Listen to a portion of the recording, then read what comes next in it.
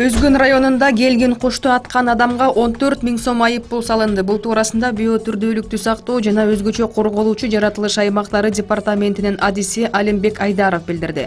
Анын айтымында учурда аңчылык кылуунун мезгили келип, мыйзамсыз түрдө канаттуу айбанаттарды аткан мергенчилерге карата рейдтер жүрүүдө. 30 сентябрь күнү Өзгөн районунун аймагынан бактек аткан 55 жаштагы тургун кармалып 14 000 сом айып төлөгөн. Жогорку кеңештин депутаты Айнуру Алтыбаева парламенттин жалпы жыйынында Бишкектеги дүкөндөр менен супермаркеттерде сатылып жатат деп Индиянын Пенджаб районунда жасалган насыбайларды көрсөттү.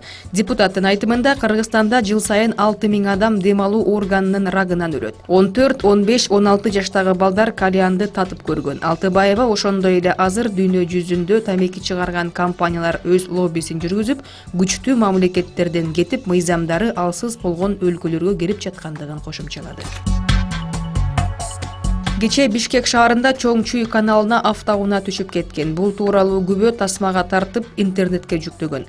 Өзгөчө кырдаалдар министрлиги билдиргендей, Мазда Демио үлгүсүндөгү унаа Осмонкул көчөсүндөгү каналга кулап кеткен. Куткаруучулар унааны суудан алып чыккан, эч ким жаракат алган эмес.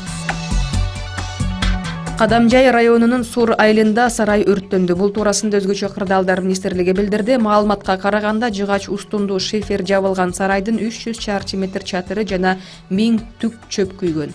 Учурда өрттүн себептери такталууда. Түп районундагы Санташ айыл өкмөтүнүн Каркыра айылындагы Асылбаев атындагы орто мектебинин окуучулары Мончонун имаратында билим алууда. Бул тууралуу парламенттин жыйынында вице-спикер Аида Касымалиева билдирди. Анын айтымында мектеп 70 жыл мурун курулуп, ал бир дагы жолу капиталдык оңдоодон өткөн эмес.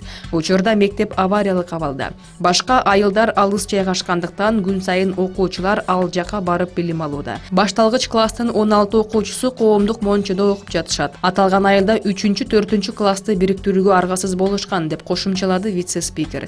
Касымалиева белгилегендей, өлкө башчынын Ысык көлгө болгон сапарында Кыргызстан боюнча 94 авариялык мектеп болсо, анын 24-ü Ысык көл облусунда экендиги белгилүү болгон.